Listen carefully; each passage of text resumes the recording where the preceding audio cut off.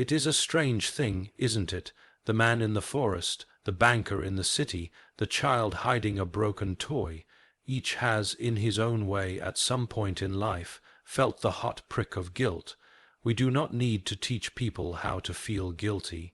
It comes uninvited, often unwelcome, and yet it comes. Is it not odd that something so universal should be born, as some suggest, merely from opinions? You see, we live in a time where many are eager to say, right and wrong are whatever you believe them to be. And yet, when the lights go out and we are alone with ourselves, we discover that something in us rebels against that idea. Why is it that the liar feels shame, the betrayer cannot sleep, and the thief keeps looking over his shoulder, even when no one saw him, even when no one will ever know? What makes the voice within so persistent, so haunting? You may try to drown it out, numb it with distractions, or bury it under justifications, but it waits, it is tireless. If morality is only a cultural trick or an evolutionary survival tool, why would it have such power over our emotions and our sleep? Every society may draw its boundaries in different places, but the very existence of boundaries seems constant.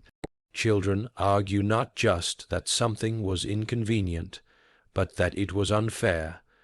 Grown men cry not only from sadness, but from remorse. And even when we try to write our own rules, when we violate them, guilt comes rushing in, not because someone else is watching, but because we are watching ourselves. Isn't that worth noticing? We don't feel guilt over breaking parking rules when no one is harmed. But we feel guilt for betraying a friend, even if no one ever knows. Guilt, then, is not always tied to consequences. It is tied to conscience. It seems to be the echo of a law we didn't write and yet recognize, a law not etched in stone tablets alone, but in something far deeper, our very being. Now some will say, this is all conditioning. You were raised to feel bad about certain things. But how then do you explain the guilt felt by the man who knows the rule and still breaks it, and had vowed never to do so again? If it were mere programming, it could be overwritten. Yet the more we try to rewrite the moral law to fit our preferences, the more guilt we seem to carry. This isn't theoretical. Look at the man who swore never to lie again, and does. Or the woman who promised herself she wouldn't go back to that destructive relationship, and does.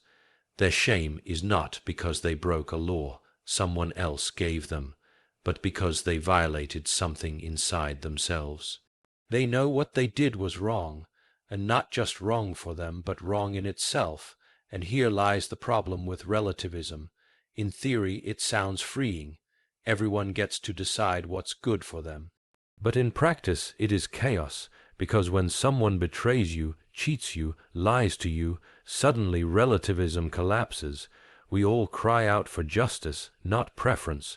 We don't say, that was inconvenient for me. We say, that was wrong. In that moment, we prove that none of us lives as though morality is just opinion. This weight we carry, the weight of knowing, we call it guilt, and though it is uncomfortable, perhaps it was never meant to be avoided. Perhaps guilt is not a punishment, but a pointer. A fire alarm is irritating too, but it may save your life. What if guilt is telling us something, not just that we have done wrong, but that we were made for something better? That deep down we are not merely animals reacting to instinct, but souls aware of the good, and longing to return to it. Guilt, then, is not our enemy. It is a sign we are not beyond hope, that somewhere, written on the walls of our spirit, there is still a standard worth living by. And if there is such a standard, perhaps it did not begin with us. Perhaps it began with something, or someone greater.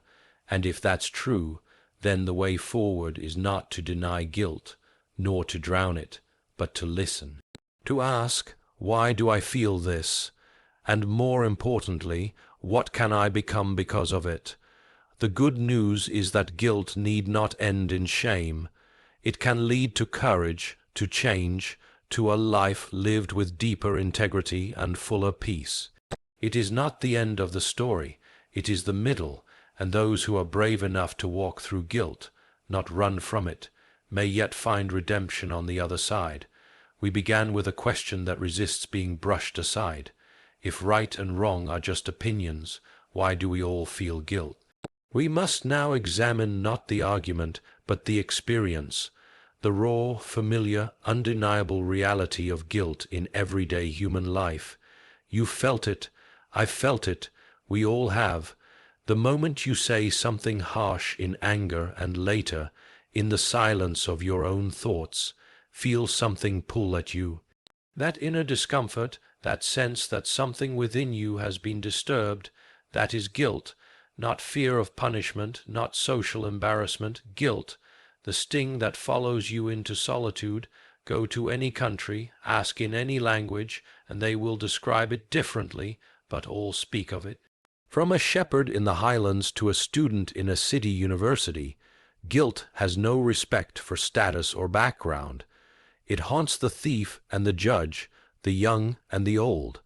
No one teaches a child to feel guilt when they steal. It erupts, uncoached, in the trembling lip or the hiding of the hands behind the back. Is this not peculiar?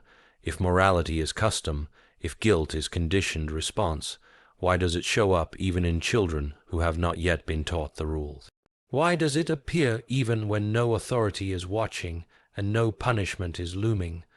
Why is guilt so stubborn, so intimately tied to who we are, even when we disagree with the people around us?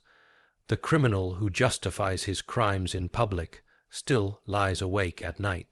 The person who betrays a friend will invent excuses, rehearse their reasons aloud, but inwardly there is no rest. What are they running from? If guilt is just a ghost of society's expectations, why does it keep knocking even after society has moved on? Even in the most relativistic corners of culture, people feel this pull. The man who claims everyone should follow their own truth still resents the person who lies to him. The woman who insists there are no moral absolutes still feels violated when someone cheats her. These are not mere preferences, they are indictments, and with them comes guilt, not only for what others have done to us, but for what we have done to others. It is easy to pretend in broad conversations that morals are flexible. But when we close the door, when we are left with our own thoughts, the truth becomes personal. You remember the look in someone's eyes after you hurt them. You remember the promise you broke, and though no judge sits in front of you, you feel judged. That is guilt, and it has a strange, unwavering clarity about it. Culture may tell us guilt is a burden to be cast off, but experience tells us something different. Why will we feel it so acutely unless it serves a purpose? If it were only a learned emotion, why does it resist our efforts to unlearn it? Why does it surface even when we've convinced ourselves we've done no wrong?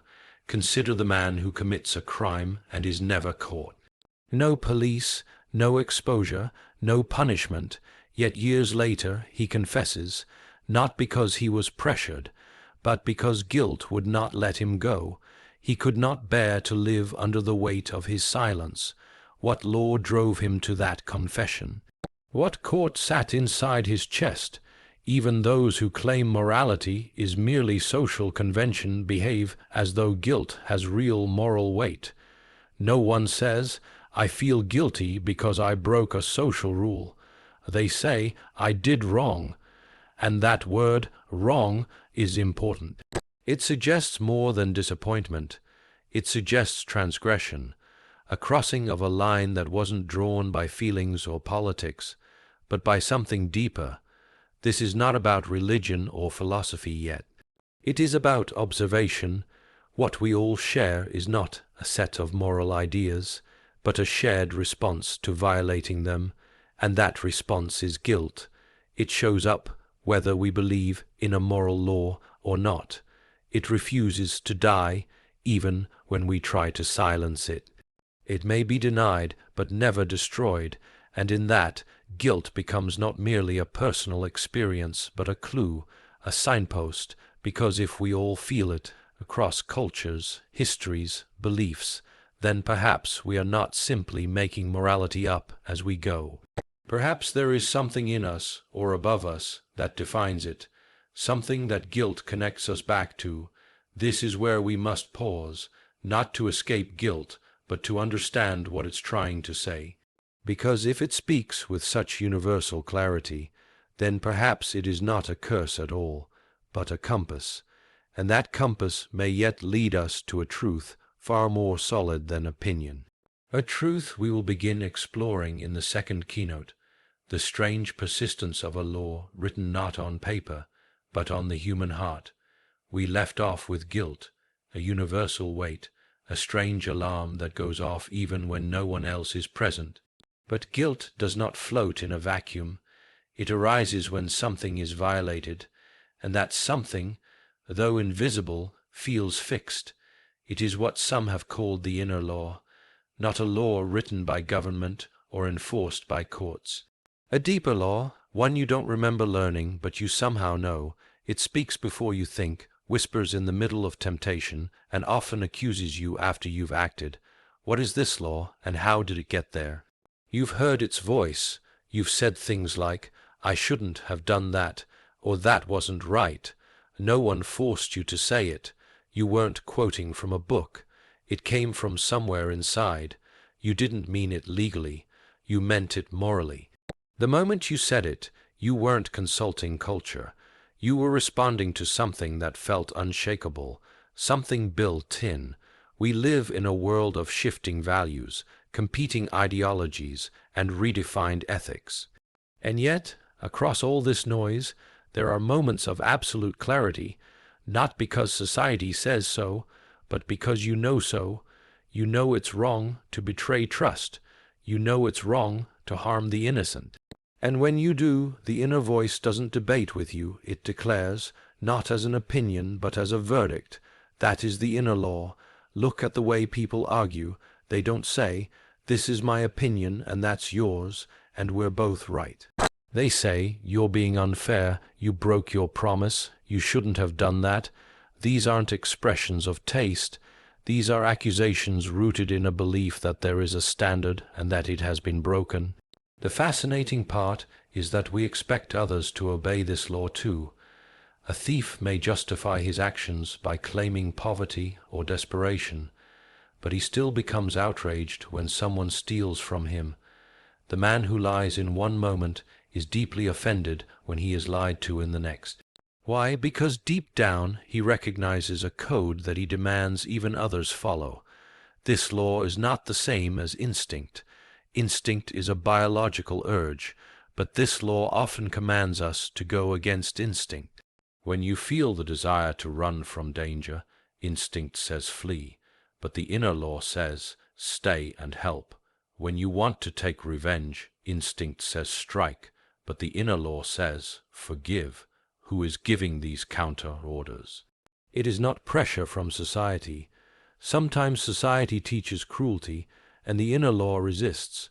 People have risked their lives defying unjust laws and customs, not because of external pressure, but because something inside them screamed, "This is wrong." When a culture treats certain people as disposable and a single voice stands up to say they matter, that voice is not echoing society, it's echoing something above it. The inner law is not pride. Pride defends the self. But the inner law often humbles us. It tells you when you were selfish, when you should have apologized, when you hurt someone who trusted you. It exposes us. It puts us in the wrong, even when no one else sees it. Pride does not do that. Something higher does. So where does this law come from? We did not vote on it. We didn't collectively agree to feel guilty about certain things. If we had, we could change it. But we can't. We argue with it. We try to silence it. We make excuses to avoid it. But the law remains. It does not adapt to our preferences. It demands we adapt to it. And strangely, though it often wounds us, we still admire it. We want to live by it. We feel ashamed when we fail it. We respect those who follow it. We are drawn to it and yet fail to keep it. We carry it and yet feel crushed by it. It is both familiar and foreign. It is within us, and yet it seems to come from somewhere beyond us. This inner law is not a cultural artifact or personal habit. It is more like a mirror, always reflecting back what we are and what we know we ought to be. It cannot be reprogrammed. It cannot be voted away. It can only be obeyed, violated, or ignored at great cost. And every time we feel guilt, we're not just reacting to what we've done. We're responding to the law we've broken, one not imposed from outside, but one we carry within. The law that remains when the lights go out and all excuses fall away, the law that speaks when no one else dares to, and this leads us forward, not into abstraction, but into reality. If such a law exists in every heart, then perhaps guilt is not the problem, but the proof. And what it proves may become clearer as we explore its message, not as punishment, but as purpose. That will be the question of the third keynote, whether guilt, long feared and hated, might be a clue. Not to condemnation, but to calling. We ended with the law within, a moral code that is not taught by culture, but discovered in conscience. It judges us even when no one else does. It calls us to a higher standard even when everyone around us has settled for less. But what happens when we fail it, as we often do? That's where guilt steps in, not just as a reaction, but perhaps as a message. We usually treat guilt as an enemy. We try to escape it, suppress it, silence it. We blame our parents, our upbringing, the system, our emotions, anything to avoid the still, sharp awareness that we've done something wrong. But guilt is persistent. It doesn't leave just because we deny it. In fact, the more we try to deny it, the more it waits in the shadows, growing heavier, not lighter. Yet guilt is not just a feeling. It is not a random emotional glitch. It is a response to something real. It is your soul's alarm system, triggered when you have violated a truth you know but didn't create. You feel guilt not because society expects it, but because you expected more from yourself.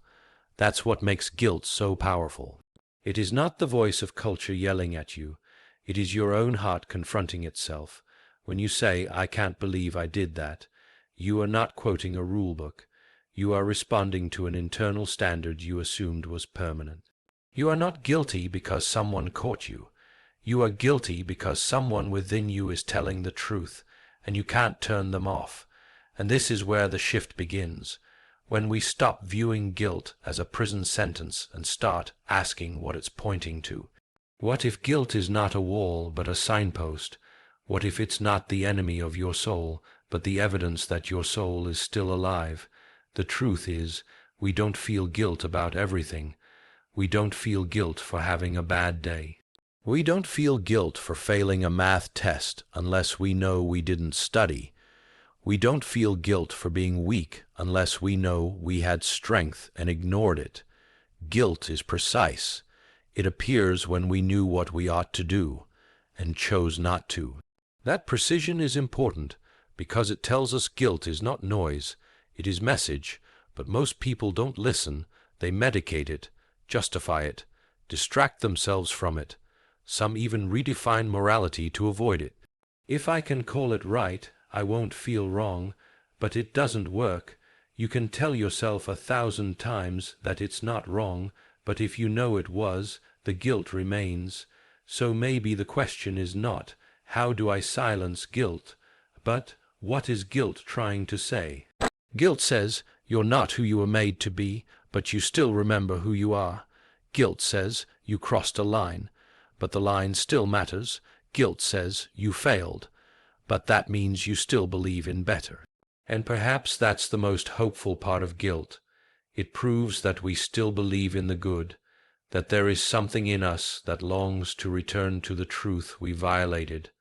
No one feels guilt for being less than a liar. They feel guilt for being less than honest. No one weeps for failing in evil. They weep for failing in good. That means the good is not lost. It's just been ignored.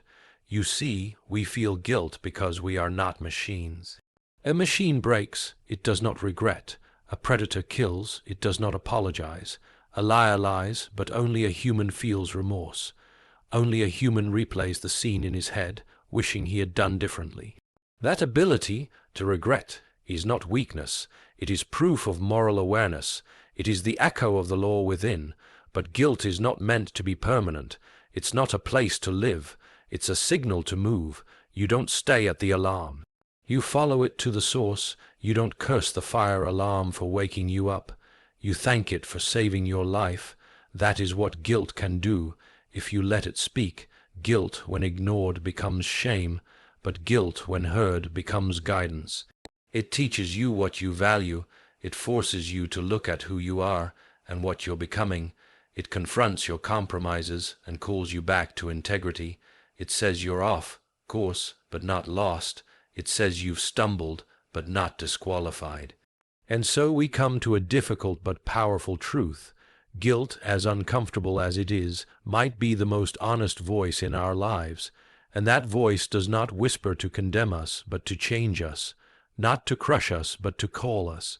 And if we keep pretending there is no such thing as moral truth, we'll keep hearing the voice, but never know what it's trying to lead us to. And that is why, in the next keynote, we must face the contradiction at the center of modern life. A world that preaches moral relativism, yet cannot live without moral absolutes. A world that tells us right and wrong are just opinions, but screams for justice the moment we're wronged. The tension is no longer theoretical. It is real. It is everywhere, and we must confront it. We have followed guilt from experience to meaning, from feeling to signal, from pain to purpose.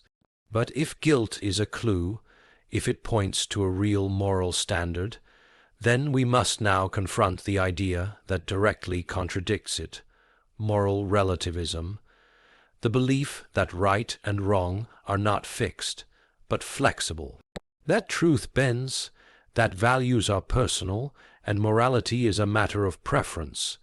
And yet, this belief, so often celebrated in modern times, begins to break down the moment life becomes personal. The same person who says morality is subjective becomes outraged when someone cheats him.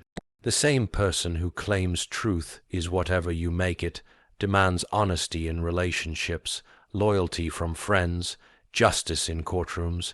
Relativism works only when we are the offenders. The moment we are the victims, we instinctively appeal to a standard. Not an opinion, a standard. Relativism tells us there is no universal right and wrong, and yet we all speak in terms that suggest the opposite. You shouldn't have done that. That was unfair. He didn't deserve that. These are not emotional outbursts. These are moral claims.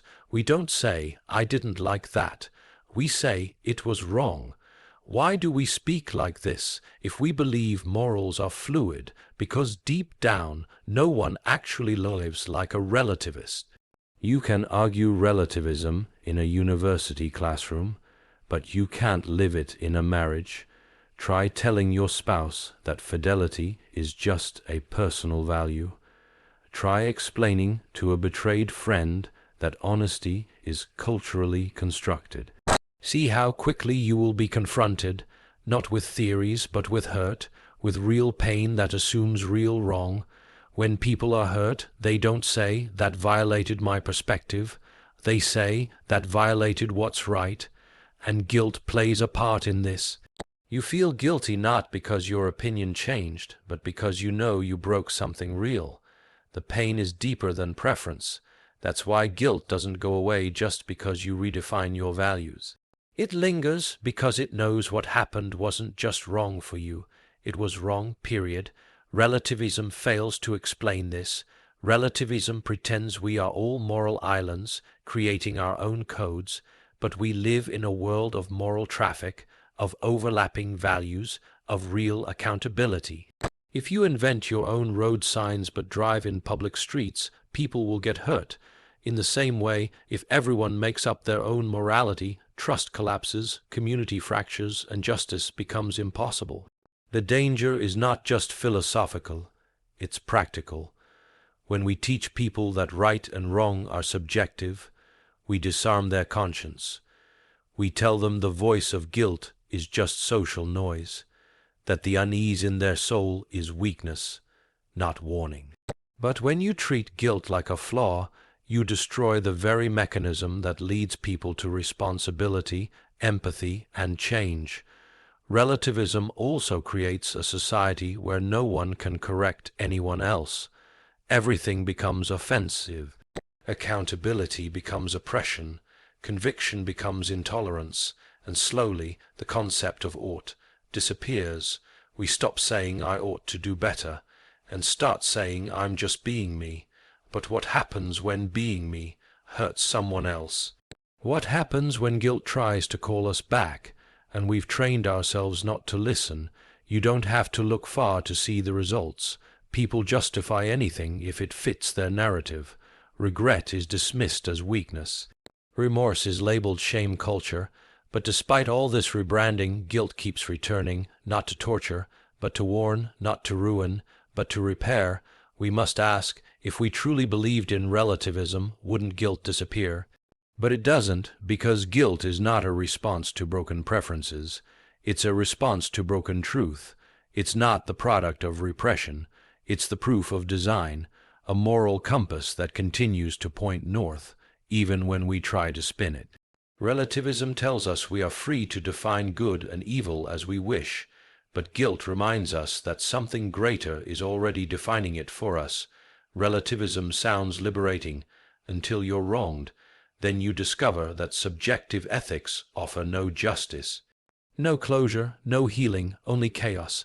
People cry for freedom, but they forget. Without a shared moral foundation, freedom collapses into conflict. Your freedom will eventually crash into someone else's pain. And when that happens, guilt doesn't ask what you believe. It asks what you broke. Guilt exposes the flaw of relativism by proving that we are not as free as we think. We are bound, not by social contracts alone, but by a deeper moral order.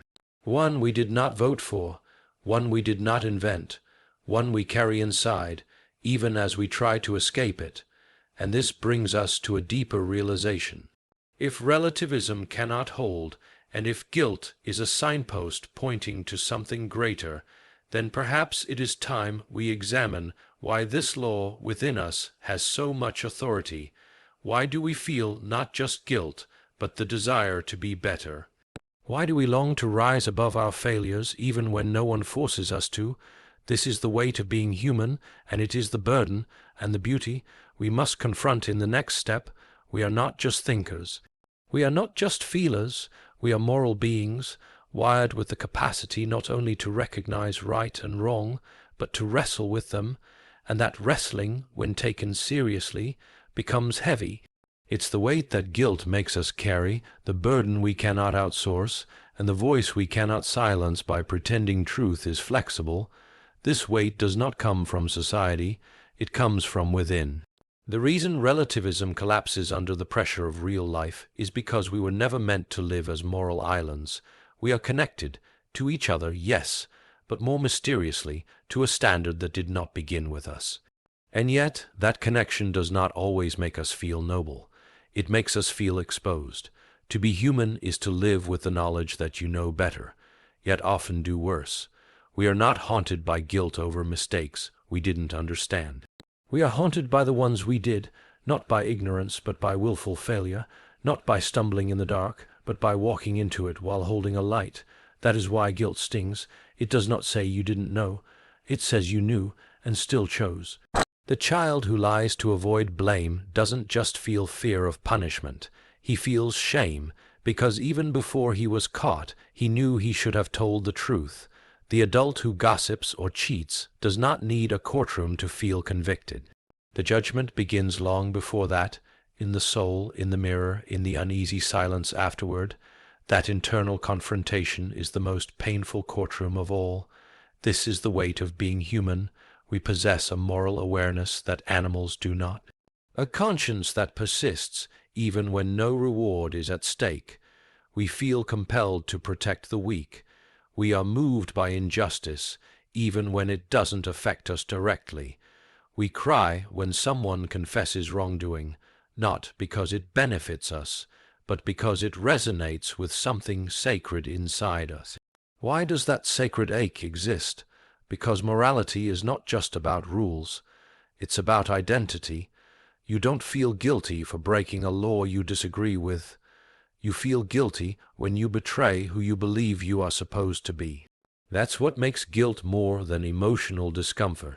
It's identity disruption. It's not just I did wrong. It's I became something I'm not proud of. And that burden is heavier than punishment. That's why some people turn themselves in, even when they could get away. Because the internal weight becomes unbearable, but guilt also shows us something more, that we are meant for more. You don't feel guilty for falling short unless you believe there's something to fall short of. You don't wrestle with failure unless you still believe in success, and you don't mourn your actions unless you still believe that goodness is not only real, but expected of you. This moral weight, then, is not merely a source of guilt. It is a measure of dignity. We feel the weight because we are not insignificant. Our actions matter. Our decisions shape not only our lives, but the moral fabric of the world around us. The greater the potential for good, the deeper the wound of wrongdoing. That is why you can't ignore guilt with slogans. Follow your heart collapses when your heart leads you into betrayal. Live your truth falls apart when your truth crushes someone else. These phrases sound empowering until you realize they often lead to moral bankruptcy. And then, as always, guilt returns, not to insult you, but to awaken you. The weight is not a curse, it's a call. When you carry regret, when you remember what you should have said but didn't, what you should have done but didn't, that ache in your chest is not there to destroy you. It's there to remind you that you were made for better, that you know better, and that somehow, even after failure, the standard still stands. You don't feel guilt over little things when you've stopped caring. The moment guilt disappears entirely is not a moment of peace. It's a sign of spiritual collapse. People who feel nothing are not free, they are numb. But people who feel guilt are not weak, they are awake. To carry this weight is to be human, but we were not made to be crushed by it. The purpose of guilt is not perpetual shame. It is recognition. It is movement. It is the tension that makes healing possible. Because when you feel that weight, you are standing at the line between who you are and who you are still meant to become. And if that tension remains, then there is still a path forward, which means the law within, the guilt it produces, and the burden it brings, are not accidents of biology. They are invitations to own your wrong, yes, but even more to be redeemed from it, which leads us to the final and most pressing question. If guilt is not meant to imprison us, what is its purpose? And how do we move from carrying it to being changed by it? The answer is not just emotional, it's transformational, and it's what we'll uncover in the final keynote. We do not feel guilt because we are weak. We feel guilt because we were made for strength, and we recognize when we've fallen short of it. That's the weight we carry, the moral tension between what we are and what we know we ought to be. But guilt was never meant to be the final destination. Its true purpose is not to bury us, but to wake us. It is not a dead end. It is a signal calling us to move. Guilt, when ignored, becomes corrosion. It seeps into the soul and hardens the heart. It turns people bitter, cynical, or numb. But guilt, when faced honestly, becomes a doorway. It does not erase the past, but it invites transformation in the present. It says, you broke something, but you are not beyond repair. It is not the sound of final judgment. It is the invitation to begin again. This is where many people get stuck. They feel the weight, but they stop there. They think guilt means their story is over, but guilt, properly understood, means the story still matters. You don't feel remorse for a meaningless life. You feel it because your life holds meaning, and so do your actions. The ache is not a sign of moral collapse. It is proof that your conscience is still breathing. But facing guilt requires courage. It means telling the truth, first to yourself, not just about what you did, but about who you were when you did it. It means dropping the excuses and standing face to face with the moral law you've broken. That is not weakness, that is maturity, that is the beginning of responsibility, and responsibility is the foundation of redemption. People often confuse guilt with self-hatred, but they are not the same. Self-hatred says, I am worthless. Guilt says, I have done wrong. One destroys your identity, the other corrects your direction, and that distinction is everything, because if you are simply broken without hope, then there is nothing to redeem. But if you are guilty, then there is something to restore. Restoration begins with confession, not the shallow kind, not the scripted kind, but the deep and personal kind, the kind that costs you your pride, the kind that cracks you open and makes you human again. When you admit the truth, you stop carrying the lie, and often that is when the healing begins, not because the pain disappears, but because it finally has a name. Guilt also gives birth to empathy. The person who has truly faced their own wrongdoing becomes far more tender to the pain of others. They stop judging from a distance and start caring up close. They don't excuse sin, but they understand struggle. They become safe people because they know what it feels like to fall and what it takes to stand again. That's the quiet gift hidden inside guilt. It can make you more human, not less. It can strip away the illusions, the masks, the performance. It can bring you back to the core, and in that place, real change happens. Not the kind that's forced from the outside, but the kind that flows from conviction, not behavior modification, inner renewal. But guilt alone is not enough. If it only makes you aware of your failure, it leaves you paralyzed. What you need is not only guilt, but grace, a pathway back, a way to face what you did without being forever defined by it. And that's the deepest desire buried beneath guilt, not just to feel bad, but to become good, not just to regret, but to rebuild. That rebuilding begins when you take ownership, when you stop blaming circumstances, stop shifting fault, stop pretending.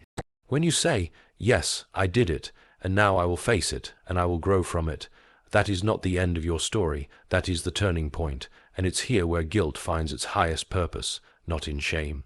Not in silence, but in movement. It pushes you toward apology, toward restitution, toward reconciliation, not because you're forced to, but because something in you longs to make things right.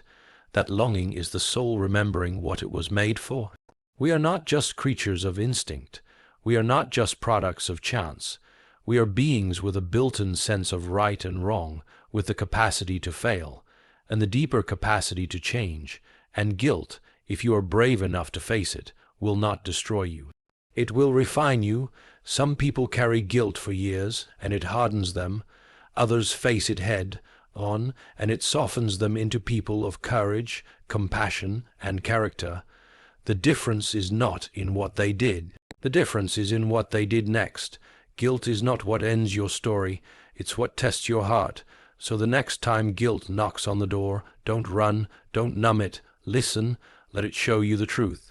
Let it lead you into confession, into change, into maturity, because when guilt has done its work, it no longer needs to stay, and what is left behind is not condemnation, but character, not ruin, but redemption.